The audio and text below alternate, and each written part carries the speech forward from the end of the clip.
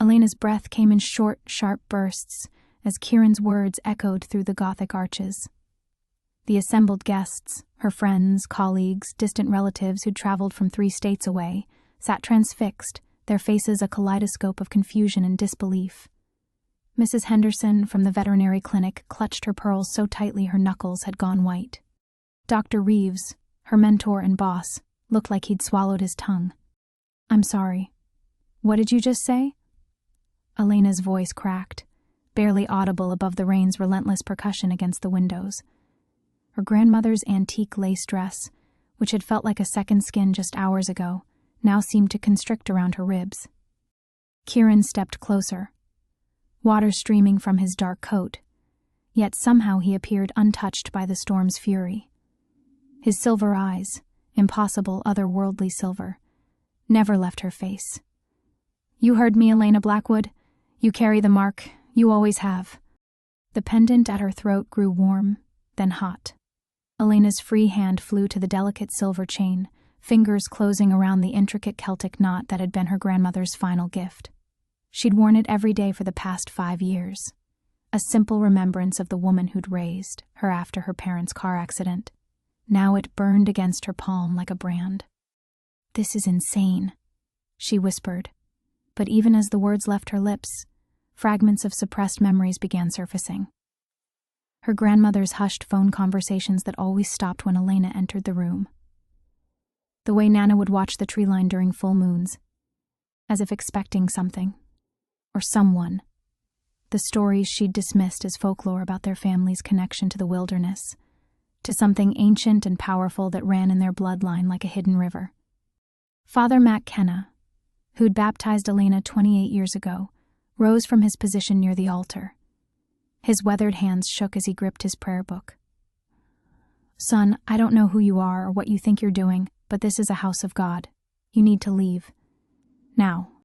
Kieran's laugh was low, rumbling like distant thunder.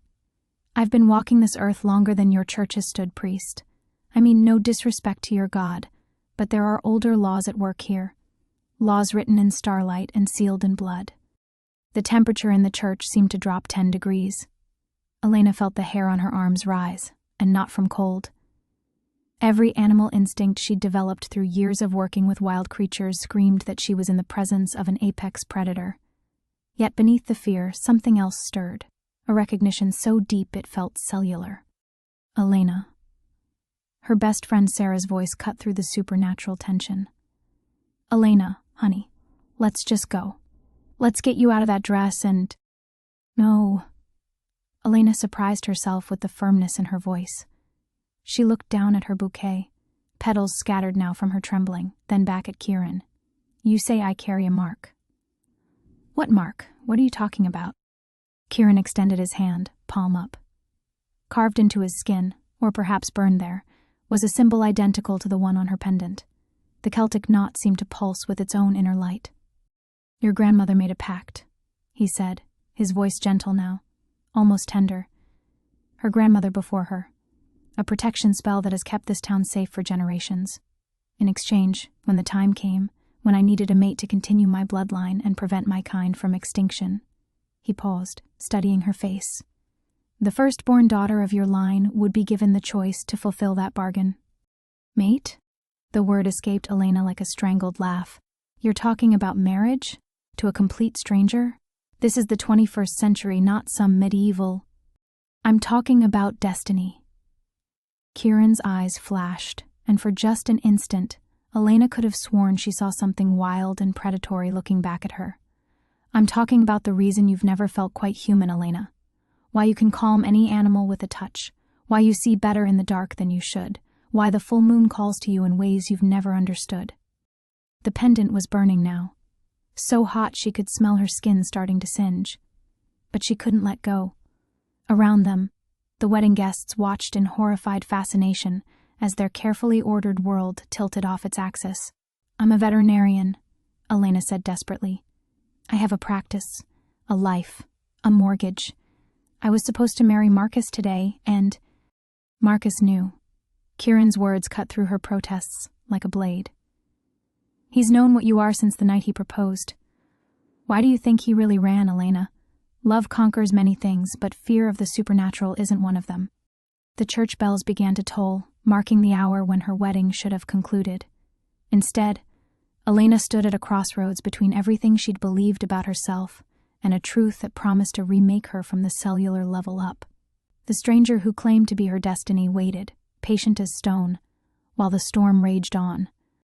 Elena's world tilted as the church bells fell silent, leaving only the storm's fury and the collective held breath of 200 witnesses. The burning pendant seemed to pulse in rhythm with her racing heartbeat, each throb sending waves of impossible heat through her chest. "This isn't real," she whispered, more to herself than to anyone else. "This is shock. Post-traumatic stress from being left at the altar. People hallucinate when—" "Look at me, Elena." Kieran's voice cut through her desperate rationalization like a blade through silk. "Look at me and tell me what you see." Against every rational instinct, she lifted her eyes to his. The silver irises seemed to swirl with their own inner storm, and for a heartbeat, she saw something that made her breath catch. Not quite human, ancient, wild, dangerous in ways that had nothing to do with human violence and everything to do with primal power that predated civilization. The pendant burned hotter, and suddenly the church felt suffocating. The faces around her, colleagues from the veterinary clinic, friends from college, elderly parishioners who'd known her since childhood, all stared with a mixture of pity and horrified fascination that made her skin crawl. This was supposed to be her day, her perfect, carefully planned celebration of a life built on science, routine, and the comforting predictability of treating sick animals and going home to Marcus and their quiet suburban existence. Marcus. Even thinking his name sent a fresh wave of humiliation crashing over her. 3 years of dating, 6 months of engagement, countless conversations about their future together. Their house in the suburbs, children in a few years, a practice they'd talked about expanding, mundane, beautiful, human dreams that lay in tatters around her feet like her scattered bouquet. "I need air," she gasped, pushing past Kieran toward the church doors. Her grandmother's dress rustled around her ankles, the antique lace catching on the rough wooden pews. Behind her, she heard the whisper of voices starting up like a tide. "Should we call someone?" Mrs. Henderson's voice carried clearly. "Poor dear's having a breakdown," came another whisper. "Did you see that man's eyes? There was something wrong with them." Elena stumbled through the heavy oak doors and out into the storm. The rain hit her like a physical blow, soaking through the delicate lace in seconds. She should have been climbing into a car decorated with ribbons and tin cans right now, laughing with Marcus as they drove away to start their honeymoon. Instead, she stood alone on the church steps, shivering in a wedding dress that felt like a costume for a play she no longer understood. The town of Crescent Falls spread below her, nestled in the valley like something from a postcard. Main Street, with its antique shops and the diner, where she'd eaten lunch every Tuesday for the past 5 years. The veterinary clinic where she'd worked since graduating, building a reputation as the vet who could calm any animal, no matter how wild or frightened. Her small craftsman house on Maple Street, with the herb garden she'd planted, and the reading nook by the window where she curled up every Sunday morning with coffee and mystery novels. A life, a real, tangible, carefully constructed life that made sense. But Kieran's words echoed in her mind. "Why, you've never felt quite human, Elena." The uncomfortable truth was that she had always felt different. Not just different, incomplete, like she was living in a skin that didn't quite fit. In veterinary school, her professors had been amazed by her intuitive connection with animals. Wild creatures that should have been terrified would calm at her touch. Injured wolves would let her examine them without sedation. Horses that had never let anyone near would nuzzle her palm like old friends. She'd attributed it to natural talent, countless hours of practice, good instincts. But late at night, alone in her apartment during residency, she'd sometimes caught herself staring out windows at the moon, with a longing that felt like homesickness for a place she'd never been. And the dreams. God, the dreams she'd never told Marcus about. Running through forests with her feet bare and her heart wild, feeling more alive than she ever did during her waking hours. Dreams where she could smell things that shouldn't have sense, hear sounds from miles away, see in perfect clarity through moonlit darkness. Behind her, The church doors opened. She didn't need to turn to know it was Kieran. Some primitive part of her brain could sense his presence like static electricity before a lightning strike. "Your life here," he said quietly, coming to stand beside her on the steps. "Tell me about it." "Why?" The word came out sharper than she intended. "Because I need to understand what I'm asking you to leave behind." Elena wrapped her arms around herself, though whether against the cold or against the truth of his words, she couldn't say. Below them, Crescent Falls looked small and fragile against the vast wilderness that pressed in from all sides, and for the first time, Elena wondered if she'd been living in a cage she'd built herself.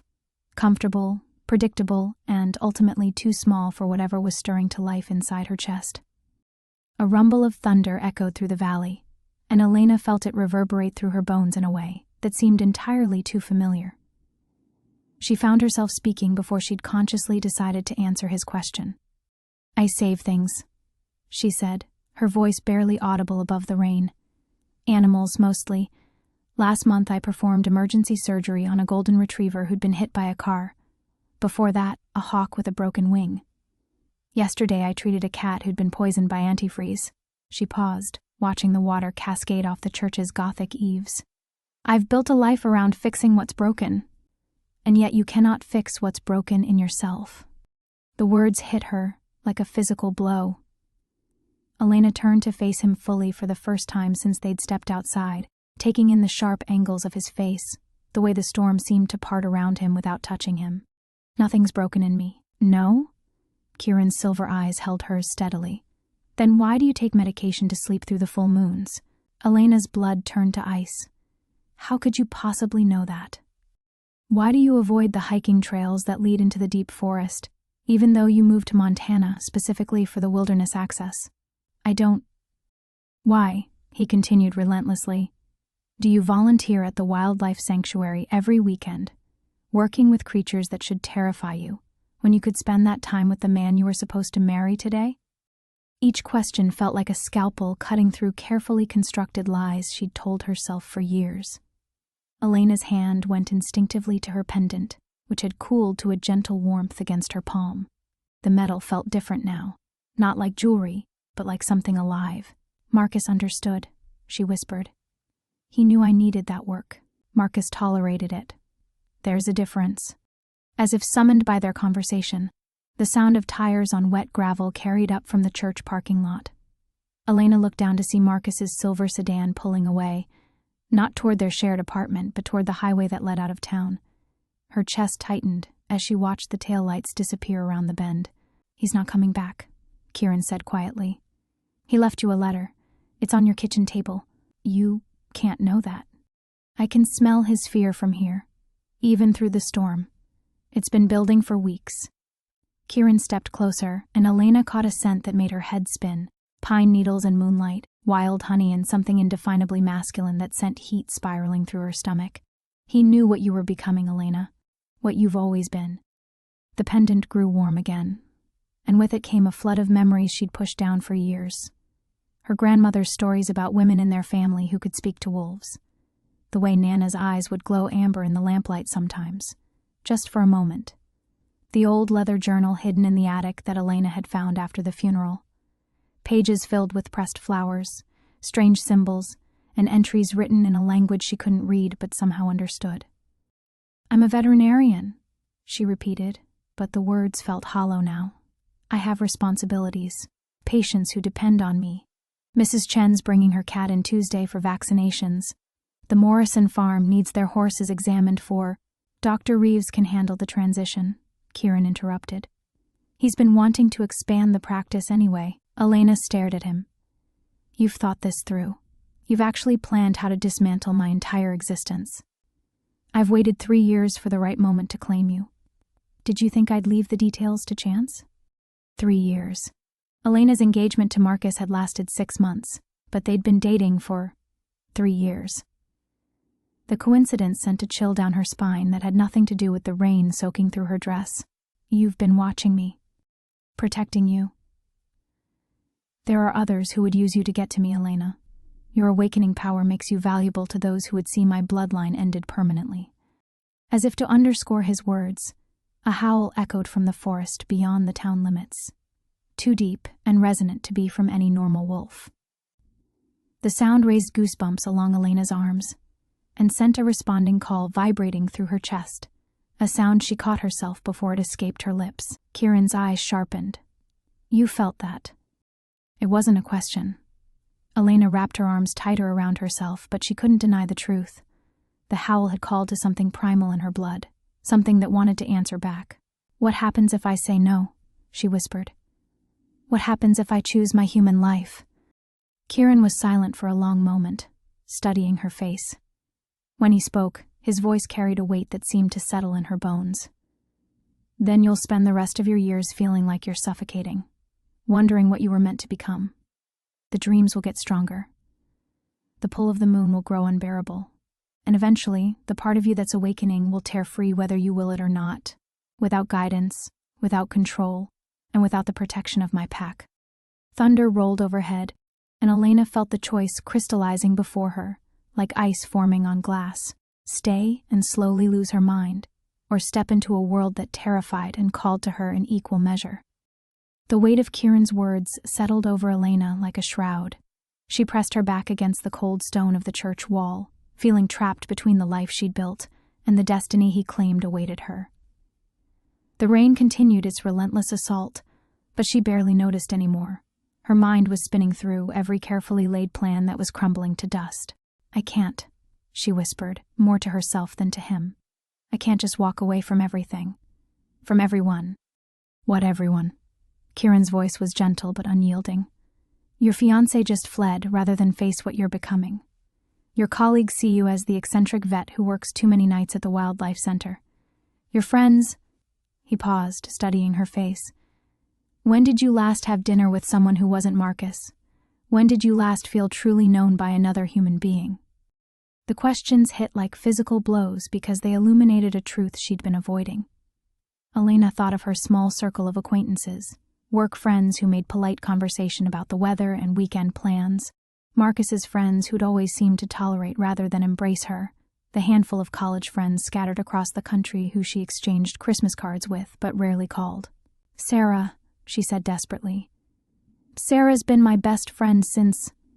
Sarah, who spent the entire engagement party talking about how you needed to settle down and act normal, who suggested you sell the wildlife sanctuary volunteer work as a phase you're growing out of in your wedding speech. Elena's chest constricted. She remembered that conversation, remembered the sting of betrayal when her oldest friend had essentially asked her to diminish the parts of herself that felt most authentic. I have a mortgage, she said weakly. Student loans. Responsibilities that real adults don't just abandon because a stranger shows up claiming to be... She gestured helplessly at him. Whatever you're claiming to be. A king without a kingdom is just a man with too much power and nowhere to direct it, Kieran replied. A healer without her true calling is just someone going through the motions of living. Another howl echoed from the forest, closer this time. Elena's body responded before her mind could stop it. Her spine straightened, her head tilted toward the sound, and something deep in her chest wanted to call back. The pendant against her throat pulsed with warmth, and for a moment she could swear she smelled the scent of pine and damp earth so vividly it made her mouth water. This is insane, she breathed, wrapping her arms tighter around herself. People don't just change species. They don't abandon their entire identity because of some supernatural claim about bloodlines and ancient packs. Don't they? Kieran stepped closer, his presence radiating heat that cut through the mountain chill. Tell me honestly, Elena, in all your years of careful planning and responsible choices, have you ever felt truly alive? The question hung between them like a challenge. Elena thought of her scheduled life. Alarm at 6, coffee and toast, clinic by 7:30, lunch at the same diner, home by 6 unless there was an emergency. Even her volunteer work at the sanctuary followed predictable patterns. She'd built a life that was safe, comprehensible, entirely under her control, and she'd been slowly suffocating in it for years. That doesn't mean I'm ready to become some kind of werewolf queen, she stammered. I don't know anything about your world. I don't know you. You could be anyone, claiming anything. I could be, Kieran agreed. But your blood knows the truth even if your mind resists it. As if summoned by his words, Elena felt a strange tingling in her fingertips. She looked down and gasped. Her nails had grown longer, stronger, with an almost claw-like curve. The sensation wasn't painful, but it was undeniably real. Undeniably impossible. Make it stop, she whispered, staring at her transformed hands. I can't. This is who you've always been, Elena. The transformation has been happening gradually for months. You've just been attributing the changes to stress, to age, to anything but the truth. She thought of the medication she'd been taking to sleep through full moons, the way her night vision had been getting sharper, how she'd started preferring her meat barely cooked, changes she'd rationalized away, explained with medical knowledge and stubborn denial. If I say yes, she said quietly, her voice barely audible above the storm, what happens to Elena Blackwood? Does she just disappear? Kieran's expression softened. She becomes who she was always meant to be. The question is whether you're brave enough to find out who that is. Thunder crashed overhead, and Elena felt the weight of the choice pressing down on her like the storm itself. Every rational part of her mind screamed to refuse, to cling to the familiar shore of her human existence.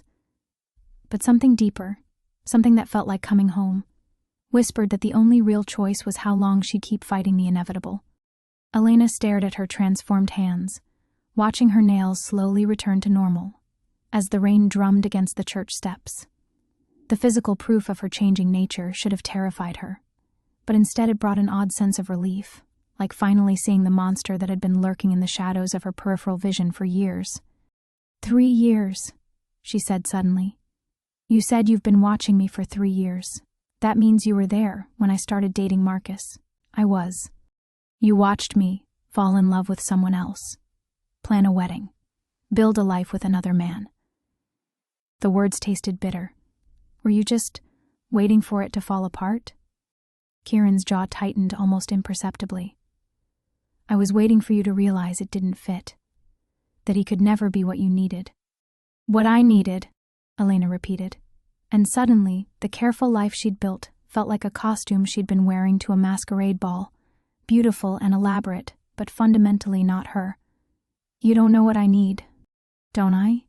He stepped closer, and she caught that intoxicating scent again, wild and clean and utterly masculine. You've been volunteering at the wildlife sanctuary every weekend for 2 years. You drive 40 minutes out of your way to work with creatures that most veterinarians won't touch. You've hand-raised 3 wolf pups that were brought in orphaned, and when the sanctuary director suggested transferring them to a facility with more resources, you fought her for hours. Elena's breath caught. She remembered that argument, remembered the fierce protectiveness that had risen in her chest at the thought of her wolves being taken away. It had surprised even her with its intensity. Marcus hated that you worked with wolves.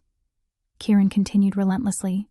He complained that you came home smelling like wild animals, that you were more excited about a successful rehabilitation than you ever were about your dinner dates with him.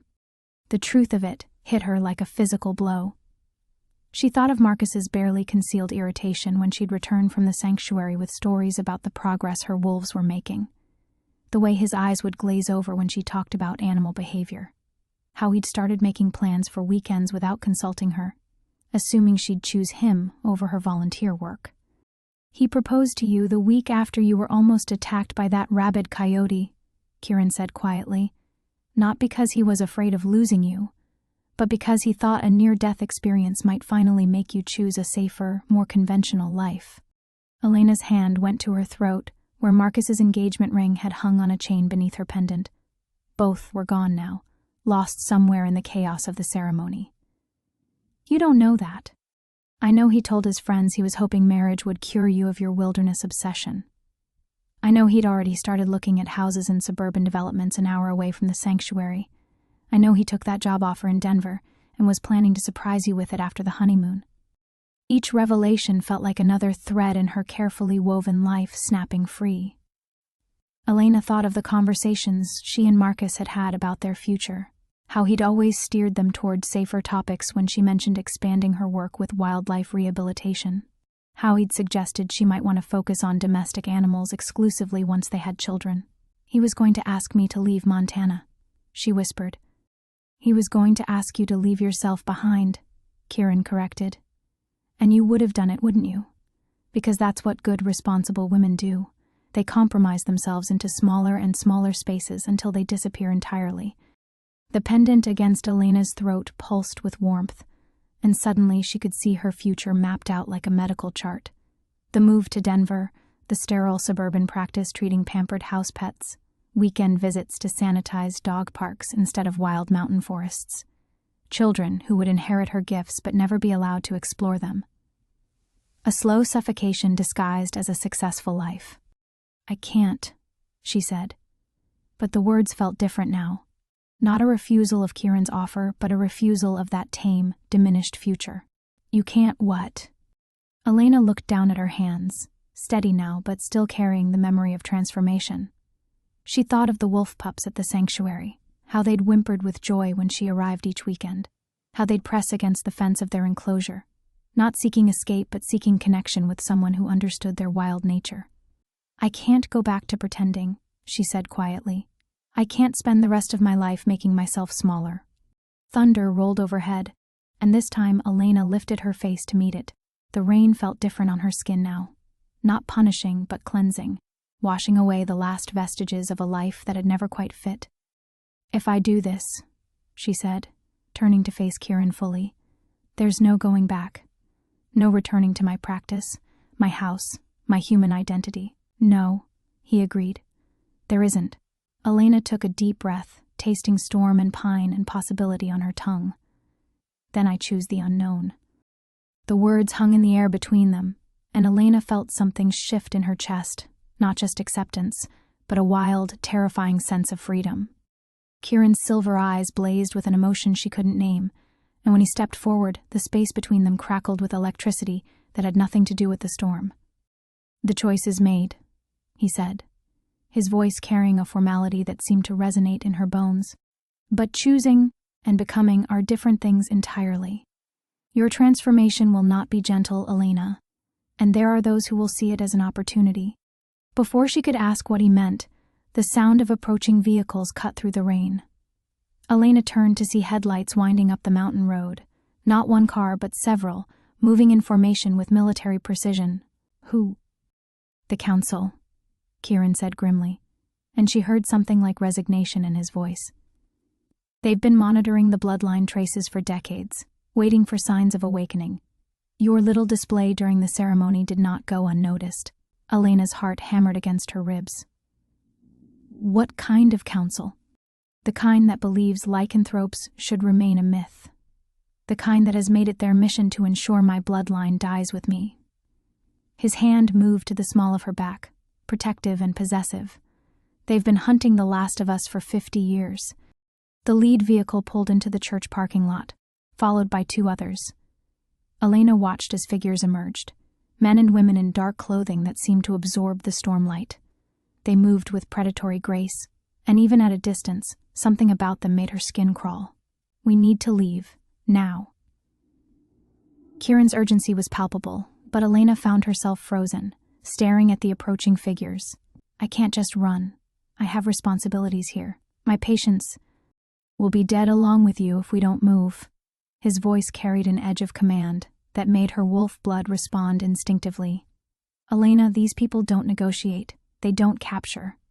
They eliminate threats to the human world order, and right now, you are the biggest threat they've encountered in decades. One of the figures raised something to their shoulder. Sleek, metallic, definitely not a conventional weapon.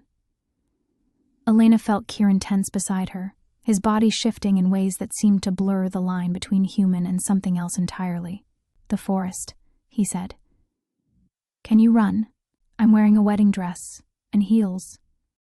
The air around them suddenly filled with a high-pitched whine. Elena felt heat sear past her ear, as something embedded itself in the church wall behind her, leaving a smoking hole in the century-old stone. Off. Now. Kieran was already moving, pulling her toward the tree line that bordered the church property. Elena kicked off her heels and grabbed handfuls of wet lace, hiking the dress up to her knees as they plunged into the undergrowth. The forest embraced them with shadows and the scent of rain-soaked earth. Elena's bare feet found purchase on moss and fallen leaves, and to her amazement, she could see clearly despite the darkness. Every branch, every root, every obstacle appeared outlined in silver detail. "How am I—" "Your wolf sight is emerging," Kieran explained without slowing. "Stay close. The transformation accelerates under stress." Behind them, Elena could hear voices shouting orders, the crash of boots through underbrush. But ahead, something else called to her, a howl that seemed to vibrate in her chest cavity. Then another, from a different direction, and another. "Your pack?" she gasped, struggling to keep pace. "What's left of it? 7 wolves, counting myself. Hardly an army, but we've survived this long by being clever rather than numerous." They crested a ridge, and Elena saw lights moving through the valley below. Not the harsh beams of flashlights, but softer glows that seemed to emanate from the forest itself. As they drew closer, shapes materialized from behind trees and boulders. Tall figures with the same otherworldly grace as Kieran, their eyes reflecting moonlight that shouldn't have been visible through the storm clouds. "Alpha." A woman stepped forward, her dark hair braided with what looked like bone ornaments. The hunter teams arrived faster than expected. Dr. Reeves has been monitoring police scanners. 3 teams, 47 operatives total. They've cordoned off the town. This from a lean man whose scars suggested he'd survived previous encounters with these hunters. Elena felt overwhelmed by the easy familiarity between them, the way they moved as a unit despite their human appearances. "You're all lycanthropes, shapeshifters, wolves." The scarred man's smile held no warmth, the last remnants of bloodlines that once ruled these mountains. "Elena," Kieran said formally, "meet your new pack. If you're going to survive the next 24 hours, you'll need to trust them with your life." The woman with braided hair studied Elena with calculating eyes. "She's barely begun the change. She'll be a liability." "She's our future," Kieran replied firmly, "and she chose this path knowing the cost." Elena looked around at the faces surrounding her, some skeptical, some curious, all radiating a wildness that called to something deep in her blood. The pendant at her throat pulsed with warmth, and for the first time since stepping into the forest, she felt like she might actually belong somewhere. The weight of 7 pairs of eyes settled on Elena like a physical presence. She pulled the sodden wedding dress closer around herself, acutely aware of how she must appear, a bedraggled human in antique lace standing among creatures who moved like liquid shadow through the storm-darkened forest. "Liability," she repeated, meeting the braided woman's gaze directly. "I'm standing here, aren't I?" I kept up. A younger man with copper hair and amber eyes let out a low whistle. "She's got spine, I'll give her that." "Spine won't stop a tranquilizer dart," the scarred man said bluntly. "Or silver bullets, or whatever new toys the council's brought to this particular hunt." He turned to Kieran with obvious frustration. "We should have extracted her weeks ago, before the awakening accelerated. Now we're all exposed." Elena felt something cold settle in her stomach. "Extracted?" "Taken you somewhere safe while you completed the change," Kieran explained. "But you weren't ready. You were still clinging to your human life. And now that human life is putting the rest of us at risk," the braided woman added. Her voice wasn't cruel, just matter-of-fact. "I'm Vera, by the way, since we're apparently doing introductions while hiding from a death squad." The copper-haired man stepped forward with a slight bow. "Finn. And despite what my pessimistic packmates are saying, welcome to the family." His smile was genuine, if strained. "Though I have to ask, can you shift yet, even partially?" Elena stared at him. "Shift?" The pack exchanged glances that spoke of shared frustration. The scarred man, she still didn't know his name, ran a hand through his wet hair. "Perfect. A potential Luna who doesn't even know the basics." "That's enough, Marcus." Kieran's voice carried absolute authority, and Elena noticed how the others immediately quieted. Marcus. The same name as her runaway fiancé, though this Marcus radiated a dangerous competence that her former fiancé had never possessed.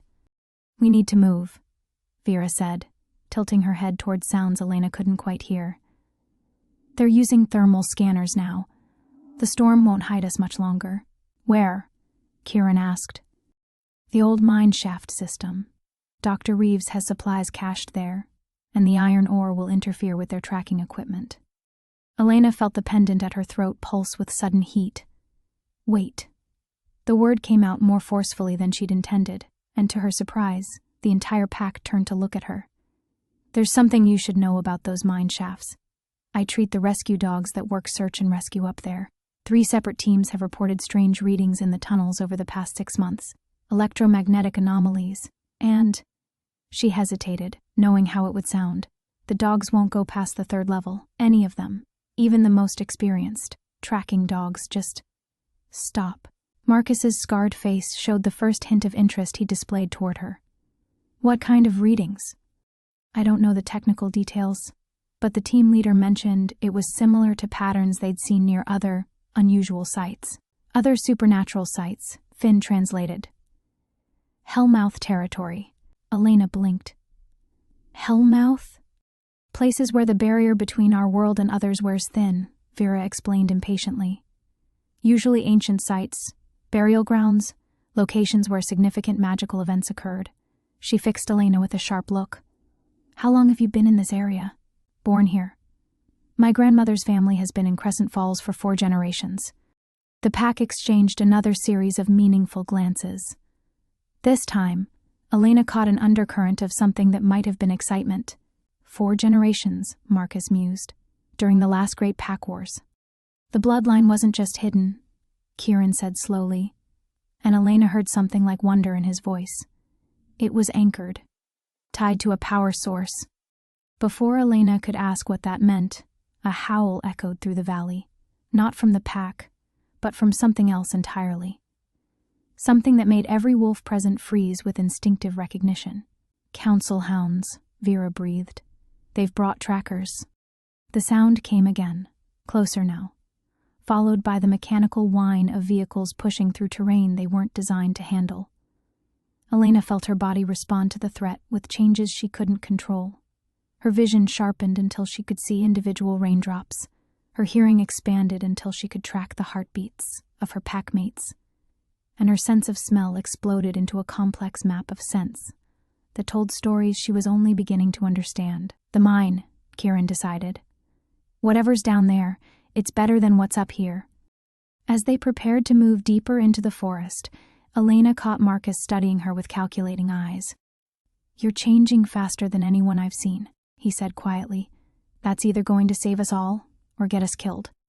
Elena looked down at her hands, steady now, but showing the faint outline of claws beneath her fingernails. The wedding dress that had symbolized her human future hung in tatters around her legs. Then I guess we're about to find out which, she said. The mine entrance yawned before them like a mouth carved into the mountainside, its rusted steel supports framing absolute darkness. Elena's enhanced vision picked out details that should have been invisible, the way moisture beaded on corroded metal, the delicate tracery of spider webs spanning forgotten corners, the small bones scattered near the threshold that spoke of creatures who had ventured too deep and never returned. I can smell them, she whispered, her voice echoing strangely in the confined space. Not just the bones, but something else. Something that made her newly awakened wolf instincts recoil with primal fear. The dead? Kieran asked, his silver eyes scanning the tunnel ahead. The alive. Elena's claws had fully emerged now, gleaming in the dim light cast by Finn's makeshift torch. There's something down there, waiting. Marcus checked the tactical watch strapped to his wrist. Council hounds are 2 minutes behind us. Whatever's waiting can't be worse than silver bullets and extraction teams. But as they descended into the mine's throat, Elena wasn't so certain. The pendant at her chest had begun to burn with increasing intensity, the metal growing so hot it seared her skin through the torn wedding dress. Each step deeper into the earth sent waves of power coursing through her veins, power she had no idea how to control. Kieran, her voice came out as a growl, startling them both. Something's wrong. The change, it's accelerating. She could feel her bones beginning to shift, her spine elongating with audible cracks that echoed off the tunnel walls. The pain was extraordinary, like being turned inside out while lightning coursed through her nervous system. But worse than the pain was the hunger rising in her throat, a desperate, consuming need that had nothing to do with food. "Elena, look at me." Kieran's hands framed her face, forcing her to meet his gaze. "You have to fight it. Not the change itself, but the rage that comes with it. First transformations can turn violent if you lose yourself to the wolf. I can't." Another wave of pain doubled her over, and when she straightened, she caught Marcus backing away from her, his hand moving towards something concealed beneath his jacket. "She's losing control," he said quietly. "Alpha, if she shifts completely down here, she won't." But Elena could hear the uncertainty in Kieran's voice. The sound of pursuit echoed from the entrance behind them, boots on stone, the mechanical whine of equipment, voices coordinating in clipped military precision. They were trapped between the council's hunters above and whatever presence Elena could sense stirring in the depths below. "The third level," Vera said, consulting a hand-drawn map. Dr. Reeves marked it as the deepest safe point before the anomalies begin. They moved deeper, Elena struggling to maintain human form with each step. Her vision had shifted completely now, casting everything in silver-edge detail that revealed secrets the darkness had kept for decades. Ancient symbols carved into the tunnel walls, scratch marks that definitely hadn't come from mining equipment, and bones. So many bones. "This isn't just a mine," she gasped between waves of transformation. "It's a burial ground. The bones aren't random. They're arranged, placed deliberately."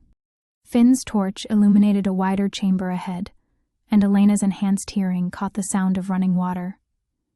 But as they entered the space, her wolf senses screamed warnings that made her stumble backward into Kieran's chest.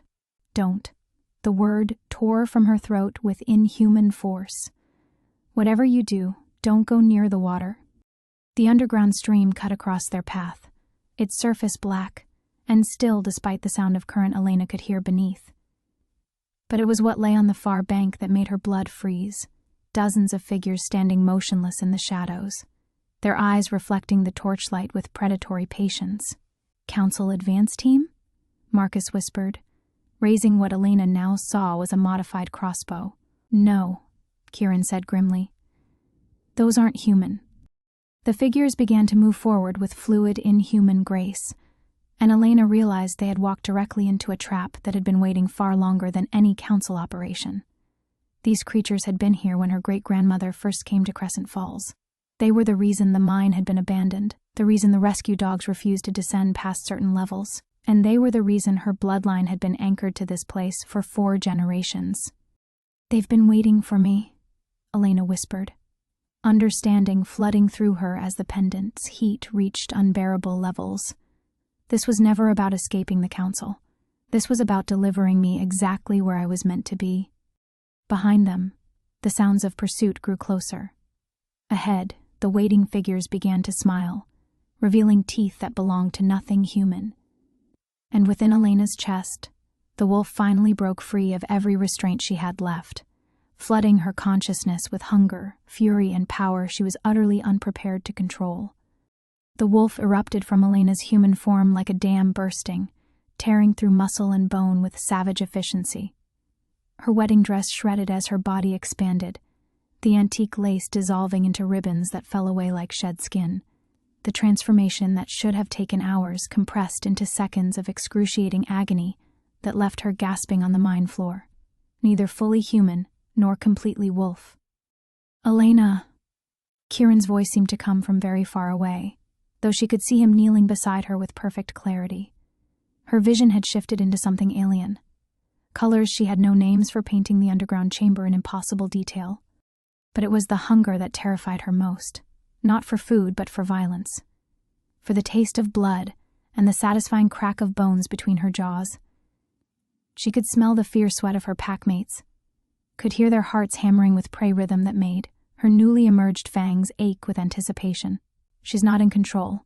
Marcus backed toward the tunnel entrance, crossbow raised. "Alpha, she's going feral." The figures across the stream began to laugh, a sound like wind through gravestones that echoed off the chamber walls.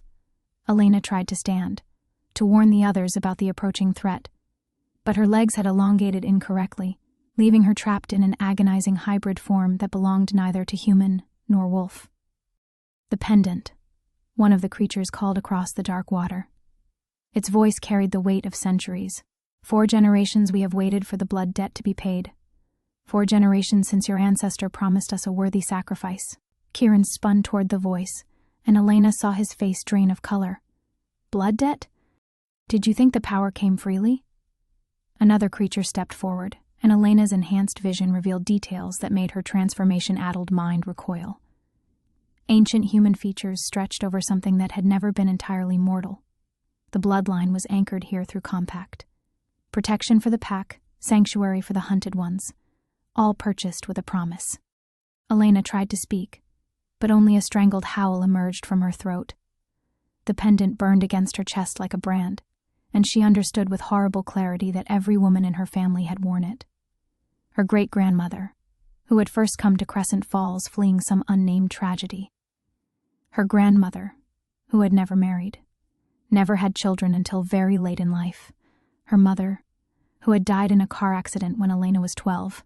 All of them had been keeping her safe, keeping her innocent, until the day she would be delivered to pay their debt. The council approaches, Finn reported from the tunnel mouth, his voice tight with panic. 30 seconds, maybe less. And we cannot cross the water, Vera added grimly. Those things, I can smell the death on them. Old death. They're not entirely in our world anymore. Elena felt the wolf in her chest surge with frustrated rage. She had led them all into a trap. Her desperate flight from the hunters had delivered them precisely where these ancient creatures wanted them, underground, isolated, with nowhere to run. The transformation was consuming her remaining human consciousness, like fire through dry wood. Soon there would be nothing left but hunger and instinct, and she would tear through her own pack before the creatures across the stream even had to act. Kieran, she managed to gasp through a throat that was no longer shaped for human speech. The bond, break it. Leave me here, never. His hand found her distorted face, silver eyes blazing with absolute determination. We find another way. There is no other way, the lead creature said with ancient amusement. The compact binds her bloodline to this place. She cannot leave until the debt is satisfied. Behind them, tactical lights began to pierce the tunnel darkness. Elena could hear the council operatives moving with professional precision, their equipment designed specifically for hunting creatures like her. Silver core bullets, electromagnetic nets, tranquilizers that would suppress shapeshifter healing factors long enough for a clean execution. Her pack was trapped between 3 deadly forces, and it was entirely her fault. The wolf in her chest howled with rage and grief, as Elena felt her human memories beginning to fragment. Her veterinary training, her careful ordinary life, her morning coffee routine, everything that had made her Elena Blackwood was dissolving into primal instinct and supernatural hunger. She's losing herself, Marcus said, and Elena heard the terrible finality in his voice. Alpha, if she goes completely feral down here. I know. Kieran's voice broke on the words. The pendant at Elena's throat pulsed once more, then went dark. Across the stream, the ancient creatures began to move forward with predatory patience. Behind them, the council's lights grew brighter, and Elena felt the last threads of her humanity snap as the wolf claimed her completely, leaving nothing behind but monster instinct and the taste of betrayal bitter on her transformed tongue. The wolf's consciousness should have been simple: hunt, kill, survive. But as Elena's human mind dissolved into primal hunger, something unexpected happened. Instead of losing herself completely, she found herself falling deeper into memories that weren't her own. A young woman in 1890s dress, standing in the same chamber, tears streaming down her face as she placed the pendant around her neck for the first time. I swear by my blood and the blood of my daughter's daughters, we will pay what is owed, but give us time. Give us sanctuary until the debt comes due. The vision slammed through Elena's fragmenting consciousness with devastating clarity. Her great-great-grandmother hadn't fled to Crescent Falls seeking refuge. She had come here deliberately to make a bargain. The creatures across the stream weren't ancient guardians of some forgotten burial ground. They were the pack she had betrayed. No, Elena's voice emerged as a growl that made the chamber walls vibrate. But it wasn't the mindless snarl of a feral wolf. It was fury backed by suddenly crystalline understanding. She didn't promise them a sacrifice. She promised them justice. Kieran spun toward her, hope flaring in his silver eyes as he realized she was still present, still fighting the transformation's pull toward madness. Elena? More memories flooded through her. Generations of women carrying guilt they didn't understand. Protecting a pendant they thought was a family heirloom when it was actually a supernatural contract. But as the visions cleared, Elena saw the truth her ancestor had hidden from everyone, including the creatures who thought they were owed her life. "She didn't steal your alpha from you," Elena said to the figures across the water, her hybrid form allowing her to speak with authority that rang through the chamber. "She killed him because he was murdering human children. The pack you're trying to avenge was corrupt." The ancient creatures froze, their predatory advance stopping mid-step. Behind them, the council operatives' tactical lights grew brighter, their voices echoing down the tunnel as they prepared for entry. Elena's pack was still trapped between two deadly forces, but now she understood why.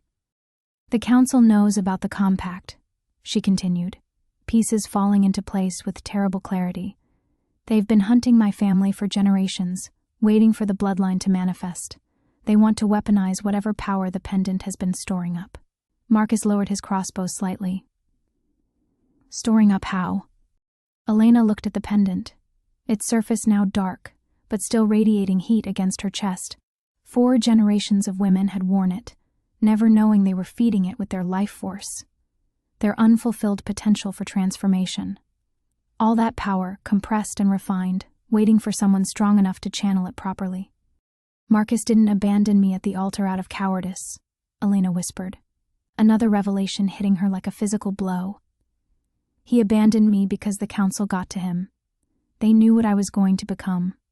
Her former fiancé, weak, ordinary Marcus, who couldn't even commit to a mortgage, let alone a supernatural war, had been turned into an unwitting agent.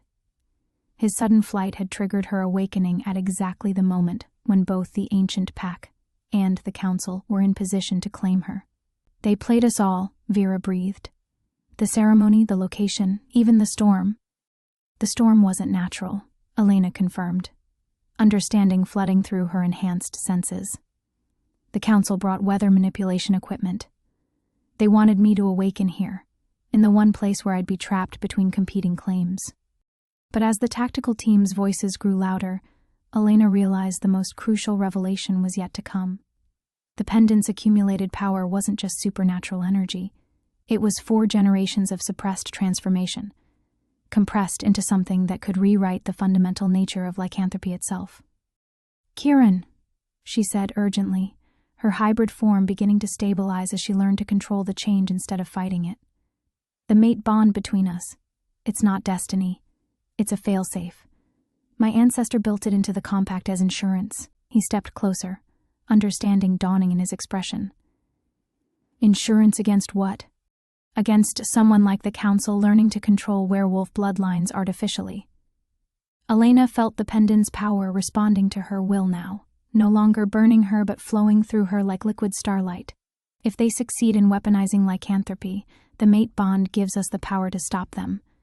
But only if we're both willing to pay the price."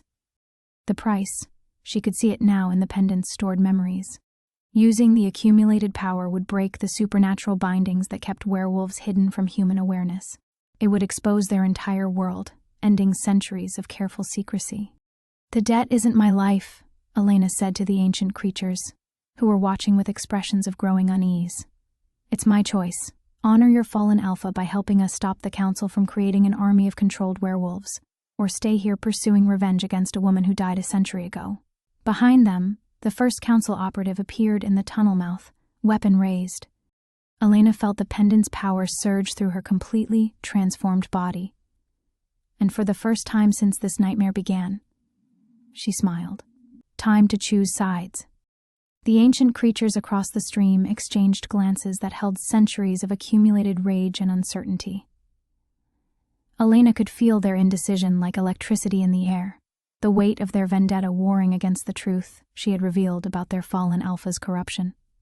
Choose quickly, she urged, as more council operatives poured into the chamber behind them, their weapons trained on her transformed body. Because they're not just here for me anymore. The lead operative, a woman with cold eyes and tactical gear that hummed with electromagnetic energy, stepped forward. Elena Blackwood. By order of the Supernatural Regulation Council, you are to be taken into custody for unlawful transformation and violation of the Species Concealment Act. Species Concealment Act? Kieran snarled, his own transformation beginning as his protective instincts flared. You've been hunting our kind for sport. We've been maintaining order, the operative replied calmly. Something your kind has proven incapable of doing. Her gaze shifted to the creatures across the water. Though I admit, we didn't expect to find the Hollowmere pack still active. Elena felt a chill that had nothing to do with the underground chamber's temperature. The operative knew about the ancient pack. This wasn't a pursuit operation. It was a harvesting mission. You see? She called to the creatures, her voice carrying across the dark water with supernatural resonance. They've been watching all of us, cataloging us, waiting for the right moment to collect whatever power they could steal. The eldest creature, the one whose alpha had been killed by Elena's ancestor, stepped forward into the torchlight. Up close, Elena could see the terrible beauty of what he had become, neither alive nor dead, sustained by centuries of hatred and the supernatural energy that permeated this place. We remember you, he said to the council operative, his voice like whined through empty skulls. Your predecessors came to us decades ago, offering alliance, promising us the bloodline's descendant in exchange for our cooperation. The operative's calm facade flickered. The offer stands. Help us contain the subject, and your compact will be honored. By betraying the very woman whose ancestor we've pursued for generations? The ancient werewolf laughed, a sound that made Elena's bones ache. How deliciously ironic. Elena felt the moment shift, power realigning in the chamber like tectonic plates settling into new configurations. The creatures weren't her allies. They would never be that. But they were recognizing a greater threat than old revenge. The compact is void, the elder declared, his pack spreading out along the stream's edge with predatory grace. The blood debt dies with the understanding that we pursued justice against one who brought justice. The child bears no guilt for her ancestors' necessary action. Relief flooded through Elena so intensely that her hybrid form shimmered, the pendant's power responding to her emotional release. But the council operatives were already moving, their weapons shifting from capture mode to lethal force as their carefully laid plans disintegrated. You've outlived your usefulness, the lead operative said, her hand moving to a device at her belt that began emitting a high-pitched whine. Sonic disruptor, Finn shouted, his hands flying to his ears. It'll scramble our transformation abilities. But Elena felt the pendant's accumulated power surge through her in response to the threat. 4 generations of suppressed potential finally finding its purpose. Instead of the sonic weapon disrupting her abilities, her hybrid form absorbed the energy and refined it, turning it into something pure and devastating. Everyone down, she roared, as power erupted from her in waves that shattered stone and sent the underground stream boiling into steam. When the chaos cleared, half the council operatives were unconscious, their equipment fried by the supernatural surge. The ancient pack had vanished back into whatever realm they'd been haunting, their debt finally settled. And Elena stood in the center of the chamber, fully in control of her transformation for the first time, the pendant at her throat now glowing with steady silver light instead of burning heat. That, Marcus whispered from where he'd taken cover behind a fallen boulder, was not in any of the files they showed me. Kieran moved to Elena's side, his own transformation complete, silver eyes bright with pride, and something deeper. The mate bond, I can feel it settling into something new, not compulsion anymore. Choice, Elena confirmed, understanding flooding through her as the pendant's memories finally integrated with her own consciousness. It was always supposed to be choice. The failsafe wasn't to control us, it was to free us from anyone who tried to. The remaining council operatives were regrouping, but Elena could sense their uncertainty. Their weapons were designed for conventional werewolves, not whatever she had become. and with the ancient pack's claims settled, she finally had room to think, to plan, to become something more than just a hunted refugee. "Vera," she said, her voice carrying new authority, "those maps of yours, do they show other exits?" The older woman grinned fiercely. "3 of them. And I know which one leads directly to the Council's command post."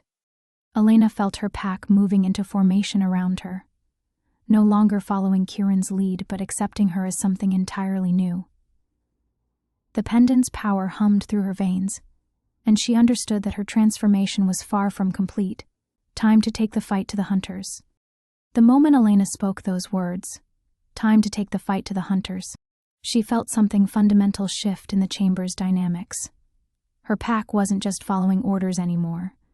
They were choosing to stand with her against an enemy that had manipulated them all. The pendant's steady silver glow cast new shadows on their faces, revealing determination where fear had been moments before. "The northern exit," Vera said, pulling a hand-drawn map from her jacket. "It's a maintenance tunnel that connects to the old mining infrastructure. If my intel is correct, the Council's command post is set up in the abandoned processing facility about 2 miles from here." Elena studied the map, her enhanced vision picking out details that would have been invisible to her human eyes just hours ago. The tunnel system was more extensive than she'd realized, a network of passages that honeycombed the mountain, most of them forgotten since the mines closed in the 1970s. They chose this location deliberately, she realized aloud. Not just to trap me, but because they needed somewhere they could operate without oversight. The old facility is federal land, but it's been abandoned long enough that they could move equipment in without questions. Kieran moved closer, his shoulder brushing hers as he examined the map. The mate bond hummed between them, but it felt different now, less like destiny dragging her forward, and more like strength she could draw on when needed. "How many operatives are we talking about?" he asked. Marcus emerged from behind his boulder, looking shaken but determined. "The files they showed me indicated a full tactical team. Maybe 20 people, plus support staff and—" He hesitated, guilt flickering across his face, "plus whatever specimens they've already collected." The word specimens hit Elena like a physical blow. "You mean prisoners, other werewolves they've captured. Council's been building towards something big," Marcus continued, his voice gaining strength as he committed to full disclosure. "They didn't just want you because of the pendant's power. They wanted to study how artificial awakening could be controlled. You were supposed to be their proof of concept." Elena felt rage building in her chest, but it was cold now, focused. The chaotic fury of her initial transformation had crystallized into something far more dangerous: purpose. "Then we give them a demonstration they won't forget." The remaining Council operatives in the chamber were stirring, their equipment slowly rebooting after her power surge. Elena counted 5 still conscious, but their weapons remained offline. She had maybe 10 minutes before they could mount an effective pursuit. "Vera, how long to reach the facility through that northern tunnel?" 40 minutes if we move fast." "But Elena—" The older woman's expression was troubled. "The tunnel exits right into their perimeter. We'll be walking into whatever defenses they've set up." "Good." Elena's hybrid form shimmered as she began to shift back toward human appearance, though she kept the enhanced senses and strength. "I want them to see us coming." Finn looked uncertain. "That's not exactly tactical thinking, Alpha." "I'm not your Alpha," Elena corrected gently. "I'm something else entirely. And what I'm thinking is that the Council has spent generations in the shadows, controlling and manipulating from a distance. They're not prepared for a direct confrontation with something they can't contain or predict." She turned to face her pack, because that's what they were now, even Marcus in his uncertain way. "I won't ask anyone to follow me into this. What I'm planning, it's going to expose everything. If we succeed, the secret world won't be secret anymore. Humans will know we exist. The consequences," Kieran started, "will be catastrophic for some," Elena agreed. "But maybe liberation for others. How many of our kind are living in fear right now? How many are being hunted or controlled or experimented on because they don't have the power to fight back?" The pendant pulsed against her throat, and she felt the accumulated memories of 4 generations of women who had lived constrained lives, always looking over their shoulders, always afraid of what they might become. Her great-great-grandmother had made a deal with ancient powers to buy time and safety. Now Elena was choosing to spend that carefully hoarded protection on something larger than herself. The mate bond, Kieran said quietly, understanding dawning in his silver eyes. If we use its full power together, the supernatural concealment that's kept our worlds separate will shatter, Elena confirmed. No more hiding, no more secret councils deciding who lives or dies or gets to know the truth, but also no more protection from human fear and prejudice. Behind them, one of the council operatives managed to get his radio working, static-filled voices beginning to coordinate a response. Their window was closing. Elena looked at each member of her pack, seeing their individual choices crystallizing. Vera's fierce determination, Finn's nervous but unwavering loyalty, Kieran's complex mix of love and terror at what they were about to unleash. Even Marcus, choosing courage over the safety of ignorance he'd been offered. Then we finish what the council started, Elena said, turning toward the northern tunnel. But we finish it our way. The pendant's light grew brighter as they moved deeper into the mountain's heart, toward a confrontation that would reshape everything. The northern tunnel stretched before them like a throat leading into the mountain's deepest secrets. Elena's enhanced senses picked up traces of fierce sweat and industrial chemicals carried on air currents from ahead, the scent signature of the council's operation. Her pack moved behind her in formation that felt both ancient and entirely new, their footsteps echoing in patterns that spoke of shared purpose rather than mere following. "Contact in 30 seconds, Vera whispered, consulting her map one final time before folding it away. The tunnel opens into what used to be the main processing floor. High ceiling, multiple levels, plenty of places for snipers. Elena nodded, feeling the pendant's power coursing through her veins like liquid starlight. Every step toward the facility had made it stronger, as if proximity to the Council's stolen supernatural energy was feeding the accumulated magic of 4 generations. She could sense the prisoners Marcus had mentioned, werewolves held in containment, their life force being systematically drained for research. "Remember," she said softly, her voice carrying to each pack member with supernatural clarity, "we're not here to destroy everything. We're here to break the chains." Light appeared ahead, harsh fluorescent illumination that spoke of temporary military installation rather than permanent structure. Elena raised her hand, signaling a halt as they reached the tunnel's mouth. Through the opening, she could see the council's command center, banks of monitoring equipment, holding cells constructed from what looked like electromagnetically charged mesh, and at least 15 operatives moving with the practiced efficiency of people who had done this many times before. In the center of it all sat a woman in her 50s, silver hair pulled back severely, watching multiple screens that displayed biometric data from the prisoners. Director Sarah Blackthorne, Elena realized with a chill. She'd seen the name in veterinary licensing documents, never knowing it belonged to someone who hunted her kind professionally. "The irony is almost perfect," Elena murmured, watching Blackthorne coordinate the operation. A woman named for the dark side of nature, trying to cage the wild. Kieran moved closer, the mate bond allowing him to sense her emotional state with perfect clarity. "You're not just angry anymore. You're something else." He was right. The rage that had driven her transformation was still there, but it had evolved into something cooler and far more dangerous: absolute certainty. She could feel every supernatural creature within a mile radius, her pack, the prisoners, the residual energy traces left by the ancient pack's passage, even the faint werewolf heritage that had been artificially suppressed in some of the council operatives themselves. "They're using their own people," she breathed, the realization hitting her like a physical blow. "Some of those operatives have lycanthrope bloodlines. The council isn't just hunting us, they're harvesting their own agents." Marcus stepped forward, guilt and horror warring in his expression. "The files they showed me, they said the genetic markers could be controlled, that transformation could be turned on and off like a switch." Elena felt the pendant's power surge in response to her growing understanding. The council wasn't trying to eliminate werewolves. They were trying to create controllable ones, an army of supernatural agents with all the enhanced abilities, but none of the independence or pack loyalty that made natural lycanthropes ungovernable. "Director Blackthorne," she called out, stepping into the tunnel mouth where the facility's lights could illuminate her fully. "I believe you've been looking for me." The command center erupted into controlled chaos, weapons swinging toward her position, voices calling tactical coordinates. But Blackthorn held up one hand, and the operation stilled. "Elena Blackwood," the director said, her voice carrying clearly across the distance. "You've caused us considerable difficulty." "I'm just getting started," Elena replied, walking forward with her pack flanking her. The pendant's glow was visible now, casting silver light that made the facility's harsh fluorescence seem pale by comparison. "I know what you're doing here. The question is whether you understand what you've awakened." She could feel it building, the moment when everything would change.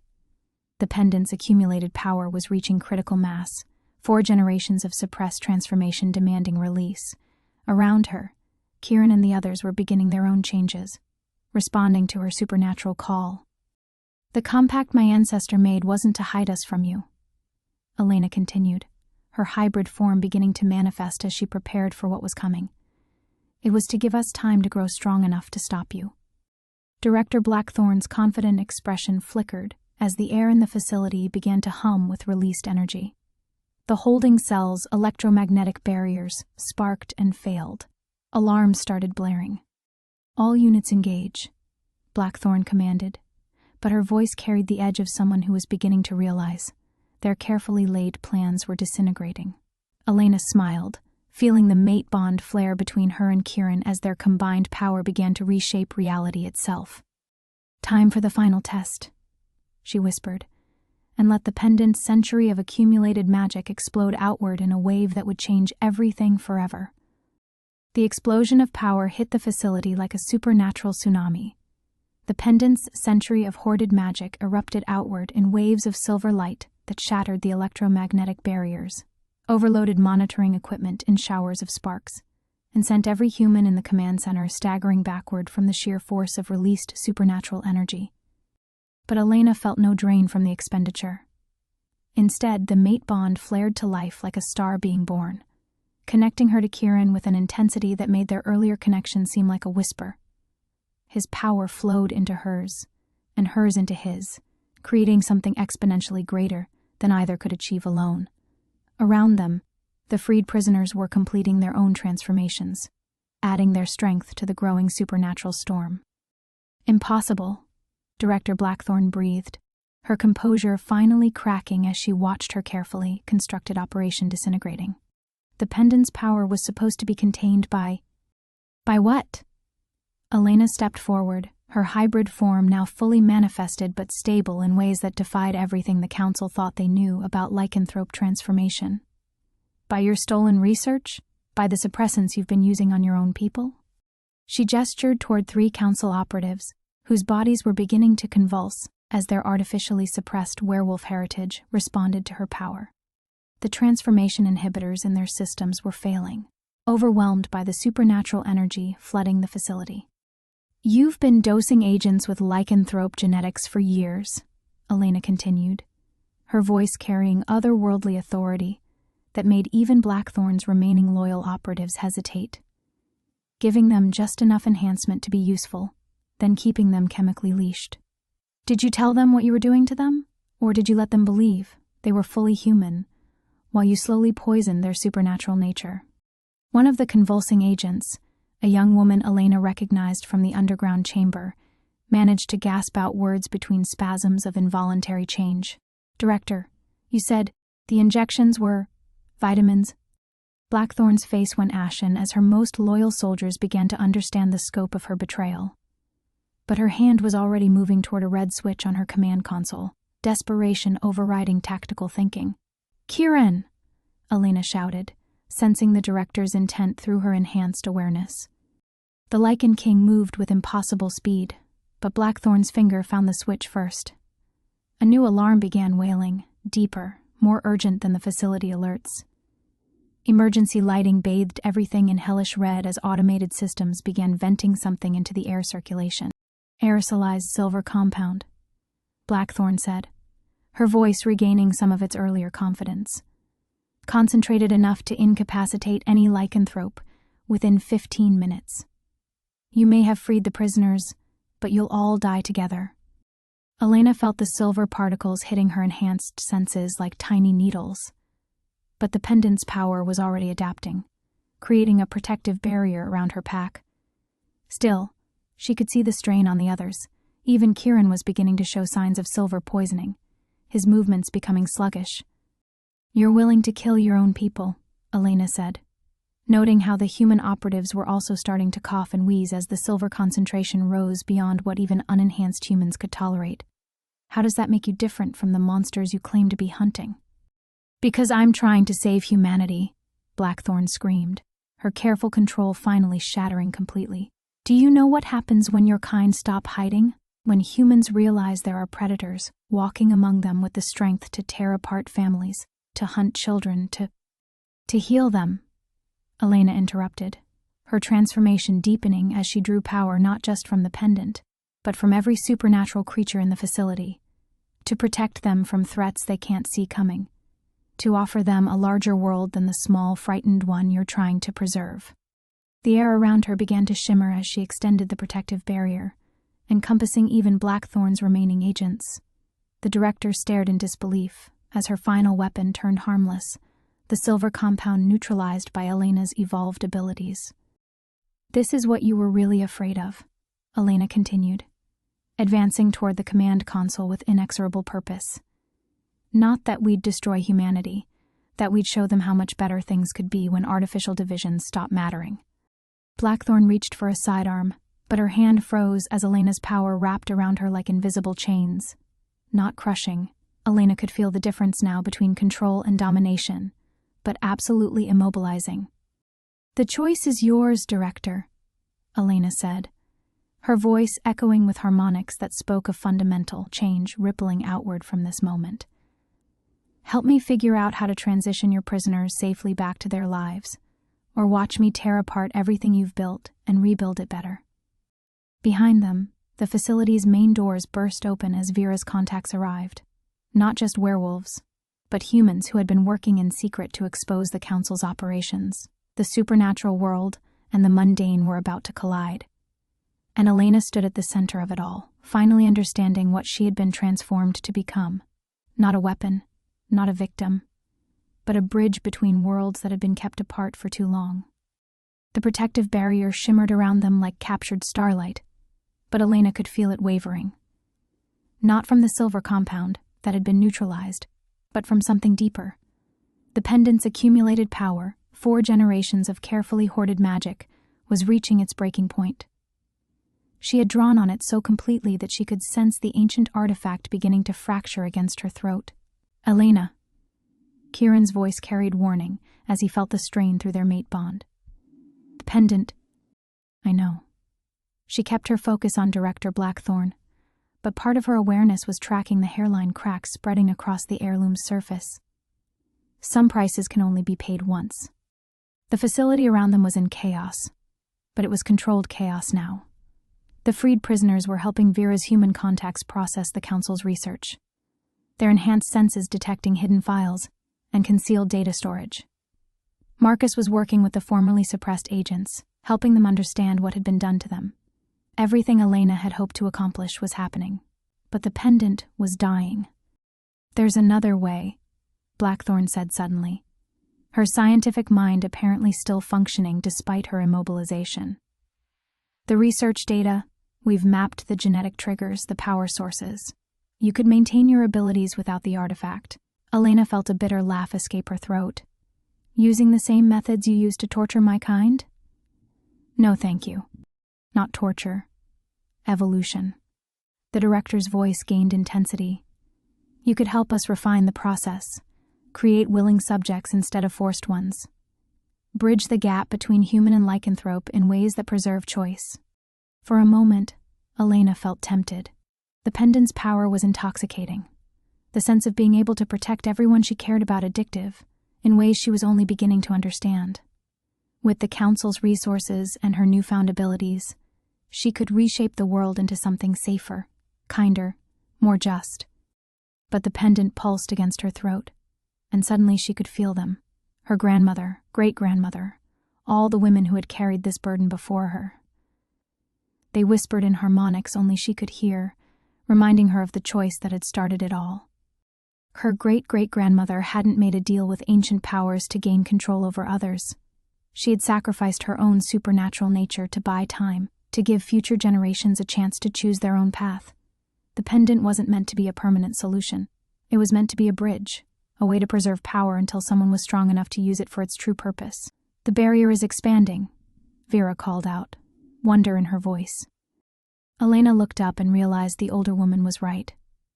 The protective field she had created was no longer confined to the facility. She could sense it spreading outward, carried by the mate bond's connection to Kieran, amplified by every lycanthrope they had freed. It was becoming something unprecedented, a supernatural aurora that would be visible to human satellites, undeniable proof that the hidden world existed. "This is what you wanted," Blackthorn breathed, understanding dawning in her eyes. "Full exposure. No more secrets. No more fear," Elena corrected. "No more hiding. No more councils deciding who gets to know the truth about what they might become."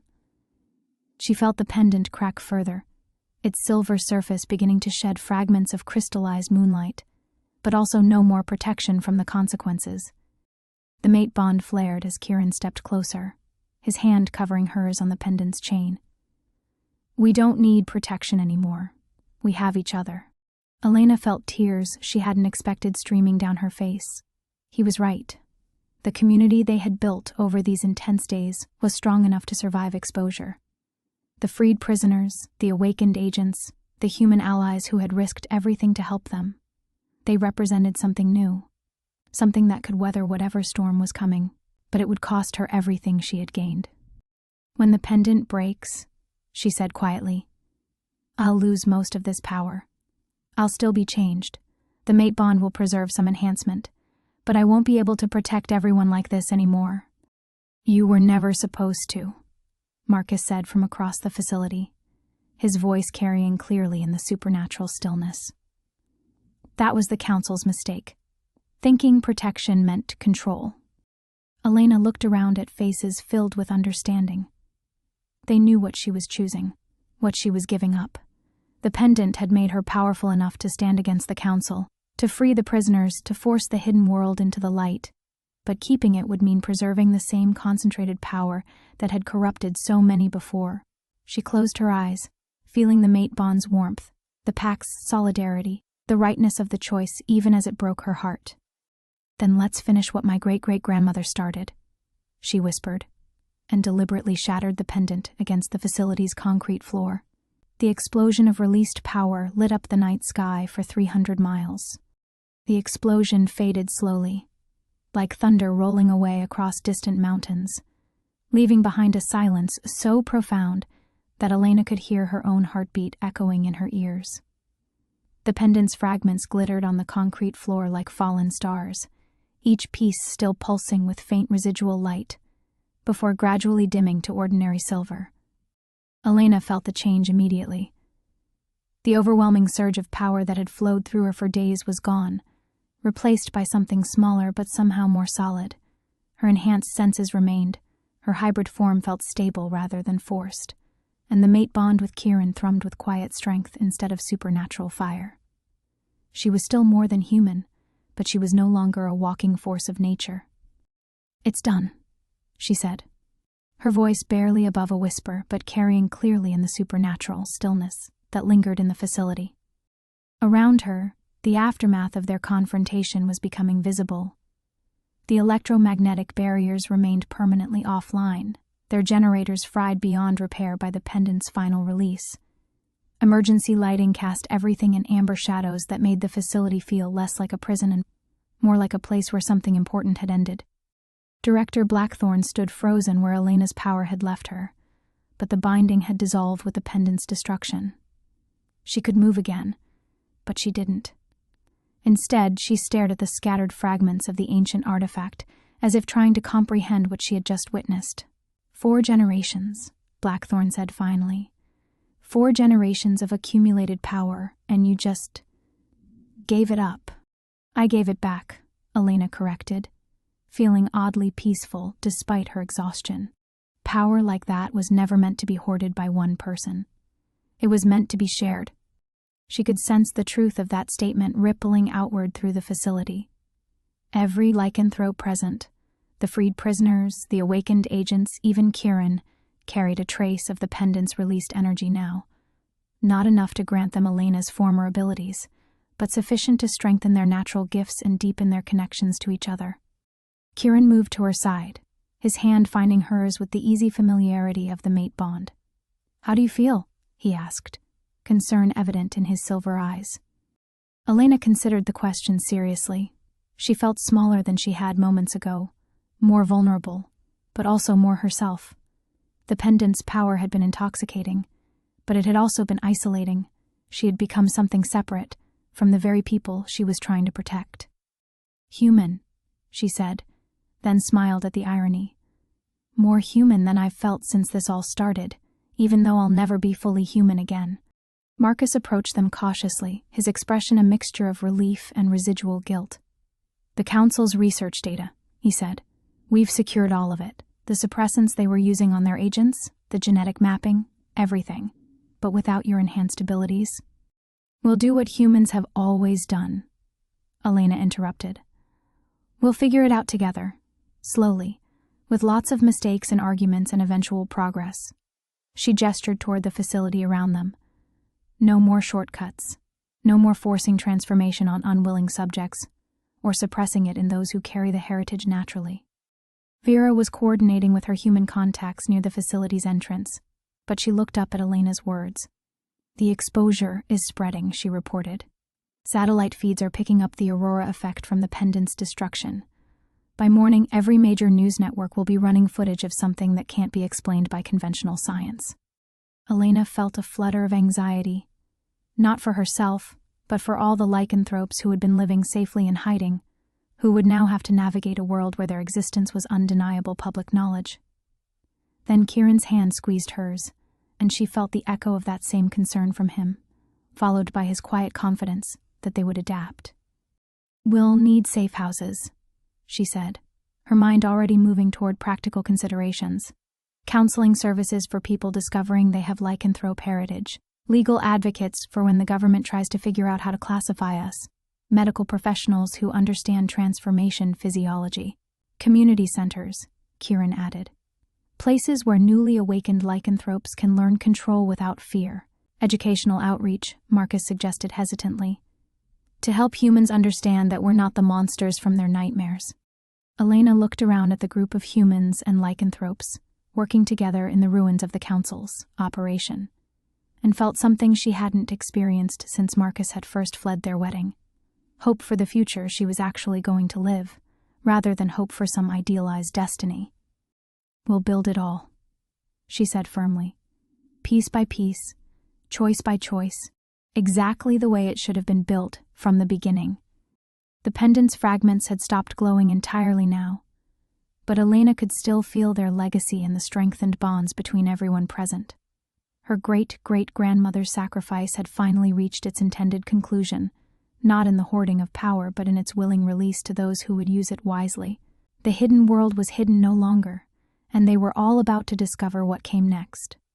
6 months later, Elena stood in the doorway of her rebuilt veterinary clinic, watching the controlled chaos of her morning appointments.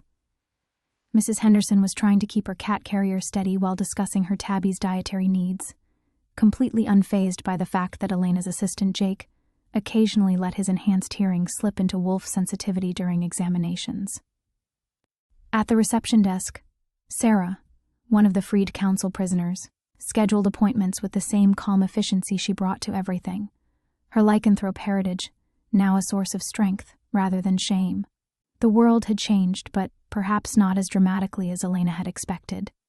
The aurora from the pendant's destruction had indeed made headlines globally, but humans were remarkably adaptable when faced with undeniable proof of the supernatural. There had been panic, certainly, and protests, and congressional hearings that devolved into shouting matches.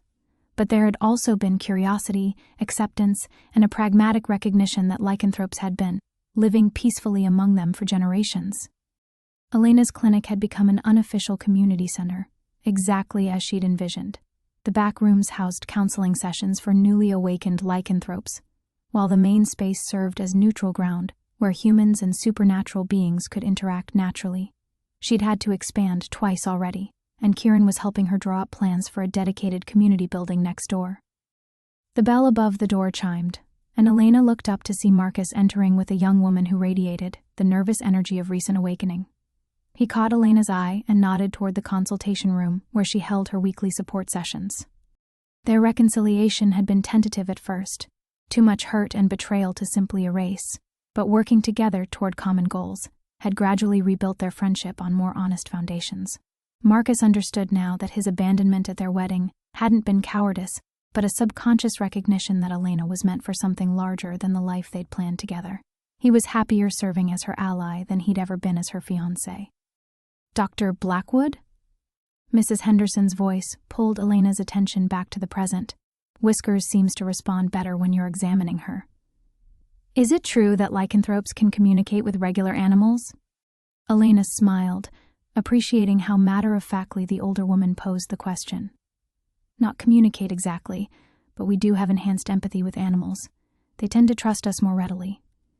She gently lifted the tabby from its carrier, feeling the immediate calm that settled over the nervous cat. It's one of the benefits of the transformation that people don't often hear about. Her enhanced senses caught Kieran's familiar scent before she heard his footsteps on the clinic's front porch. He'd been in meetings with government representatives all morning, the slow, frustrating work of establishing legal frameworks for supernatural beings in human society. The mate bond carried his exhaustion, along with his satisfaction at small victories achieved. He entered quietly, not wanting to disturb her appointment, but Mrs. Henderson brightened at the sight of him. The Lycan king had become something of a local celebrity, though he wore his newfound public status with patient dignity. "Your Majesty," Mrs. Henderson said, attempting a small curtsy that made Elena bite back laughter. "How go the negotiations?" "Please, just Kieran," he replied with the gentle correction he'd been making for months. And slowly but surely, "We've secured recognition as a distinct ethnic group rather than a medical condition, which opens doors for anti-discrimination protections." Elena felt her heart warm at the quiet pride in his voice. The Kieran who had first claimed her at the wedding had been powerful but isolated, carrying the weight of his bloodline's legacy alone. This version of him, partner rather than sovereign, working within human systems rather than above them, was the man she'd truly fallen in love with. Jake emerged from the back rooms, his expression concerned. "Elena, we've got a situation. Family brought their teenager in for standard awakening counseling, but the kid is presenting with some unusual physiological markers. Enhanced healing beyond normal parameters, strength levels that suggest alpha heritage despite no known pack connections." Elena felt her enhanced senses sharpen with interest rather than alarm. They'd discovered that the pendant's destruction had triggered dormant lycanthrope genetics in unexpected ways, creating new variations on ancient themes. Rather than seeing these developments as problems to be solved, Elena had learned to approach them as opportunities for growth.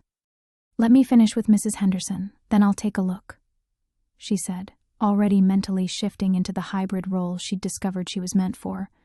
Part veterinarian, part counselor, part bridge between the world that was and the world that was becoming. As she completed the routine examination, Elena caught her reflection in the clinic window. She looked older than she had 6 months ago, marked by responsibility and purpose, but also more at peace. The pendant's power was gone, but what remained felt more genuine, abilities earned through choice rather than inherited through destiny. The hidden world was hidden no longer, and Elena Blackwood had become exactly who she was meant to be, not a weapon or a savior but a healer helping others navigate the space between human and something more. Elena finished her notes on Mrs. Henderson's cat and made her way to the back consultation room where Jake was waiting with the family. The teenager, a girl of maybe 15 with anxious eyes and hands that trembled with barely contained energy, looked up as Elena entered. "Hi, I'm Dr. Blackwood," Elena said gently, settling into the chair across from them. "Jake tells me you're experiencing some unusual aspects of your awakening." The girl's mother, a woman Elena recognized from town but had never formally met, leaned forward. "Sarah's always been strong, but since last month," she gestured helplessly. She accidentally crushed her phone just picking it up. And yesterday she fell off her bike and the scrapes healed completely within an hour. Elena nodded, already sensing the unique energy signature radiating from the teenager. It felt familiar yet different, like an echo of something she'd experienced before. "Sarah, how do you feel when these things happen?" "Scared," the girl admitted. "But also, right? Like my body was always supposed to be able to do this, and it just took a while to figure out how." The sensation of recognition clicked into place. Elena had felt exactly that during her own transformation. The sense that she was finally becoming who she'd always been meant to be, rather than changing into something foreign. But Sarah's markers were stronger than typical awakening patterns, reminiscent of the enhanced abilities Elena herself had retained after the pendant's destruction. "I think," Elena said carefully, "that Sarah might be what we're starting to call a resonance case. When the pendant was destroyed, its released energy interacted with dormant lycanthrope genetics in ways we're still discovering. Some individuals seem to have inherited enhanced versions of standard abilities. Sarah's father, who had been silent until now, spoke up. "Is she going to be okay? Are there others like her?" "She's going to be wonderful," Elena said with complete certainty. "And yes, we're identifying more resonance cases each month. You're not alone in this." Through the mate bond, she felt Kieran's attention sharpen with interest. He was still in his meeting but tuned into her emotional state, ready to provide support if needed. Elena sent back reassurance along with curiosity, another piece of the new world they were all learning to navigate together. "What happens now?" Sarah's mother asked. "Now Sarah learns control, finds community, and discovers what her enhanced abilities are meant for," Elena replied.